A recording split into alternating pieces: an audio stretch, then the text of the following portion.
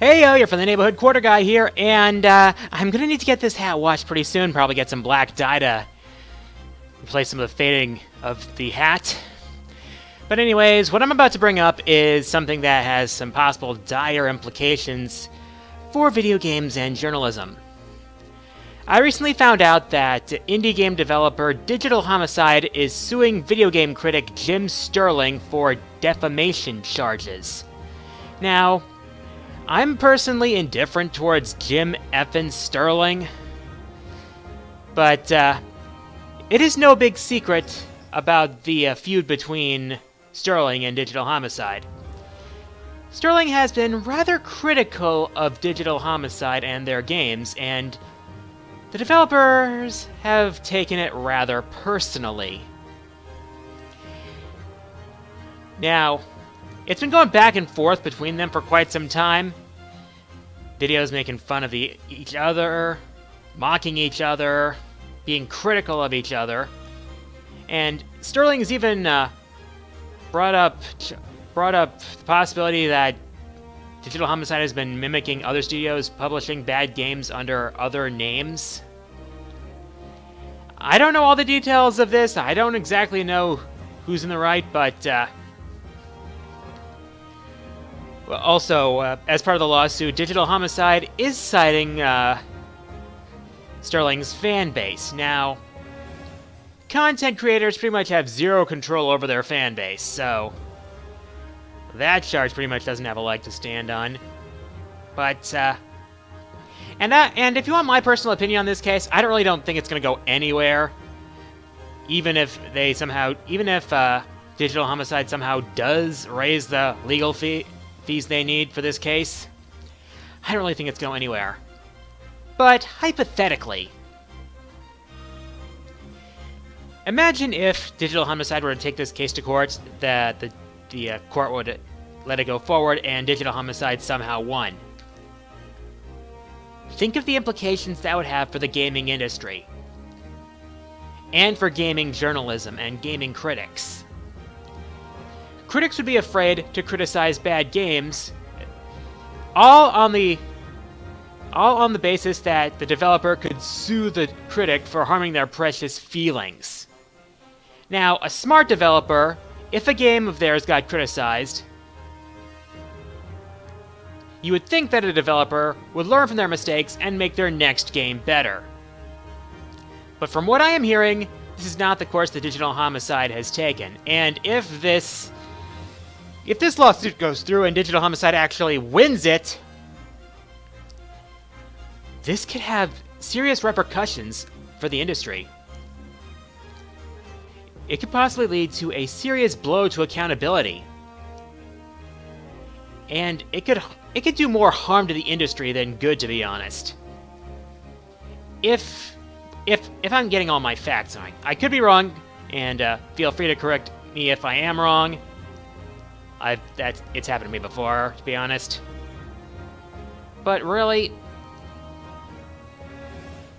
it shouldn't be right. You shouldn't sue a content creator on the actions of their fan base, considering the content creator has pretty much no control over their fan base. If I were to be critical of a developer, I could tell my fan base not to send hate mail or threats to said developer, but there's the possibility of that one who would take it to heart and do it anyway. I do not want fans like that, to be honest. If I'm critical of something, I do not excuse hate mail, threats, or anything like that. It's just bad. The truth is, criticism of your game's developers is not a personal attack. It's just people saying that your game is bad and has problems, etc., etc. It's a critique of your game, not of you. So please, be mature about it. For my question of the week, who do you think is in the right here? Digital Homicide or Jim Sterling? As always, leave your comments. As always, leave your answers in the comments below. I'll pick my favorite ones and feature them on next week's episode. Here are last week's winners.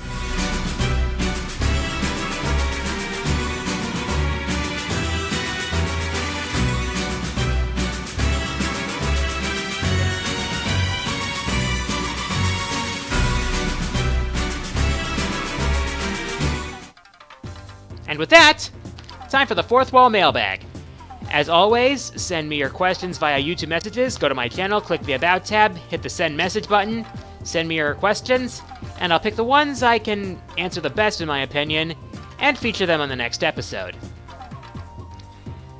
Today's first question comes from Crosby87, who asks, favorite and least favorite Darkstalker characters? I haven't played a lot of Darkstalkers lately, and I haven't really played as all the characters in the game, but based on design, I would have to say Bishamon.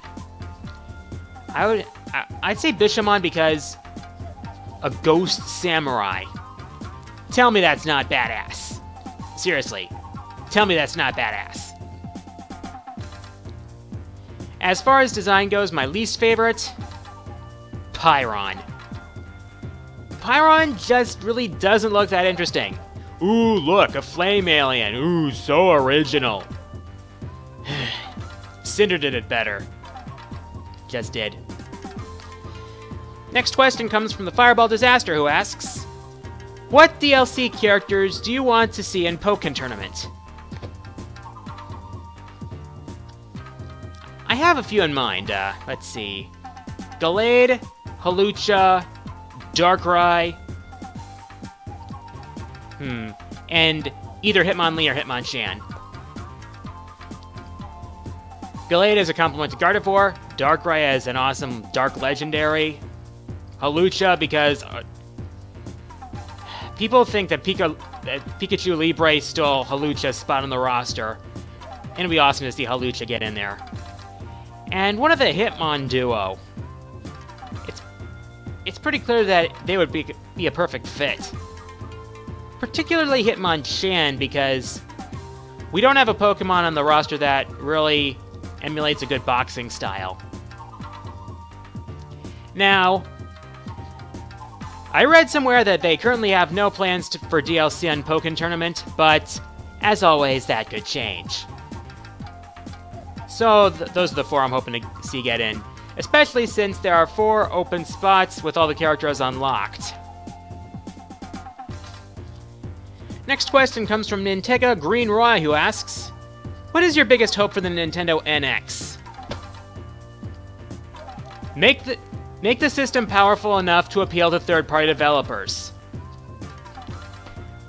Part of the reason that the Wii U had problems in sales was because of a lack of third-party support, which part of it was due to its branding, and part of it, I'm sure, was due to its relative lack of power. I mean, the Wii U has great games for it, but let's be brutally honest here. Its power was comparable to the PS3 and Xbox 360, and not the PS4 and Xbox One. The NX needs to be appealing to third-party developers if it's going to be financially successful. That's going to be the key. Last question today comes from ZXZXZXZXJ84, who asks, who do you think will win a fight, Elatreon or Arceus? What we're basically getting into is an elementally unstable dragon versus God.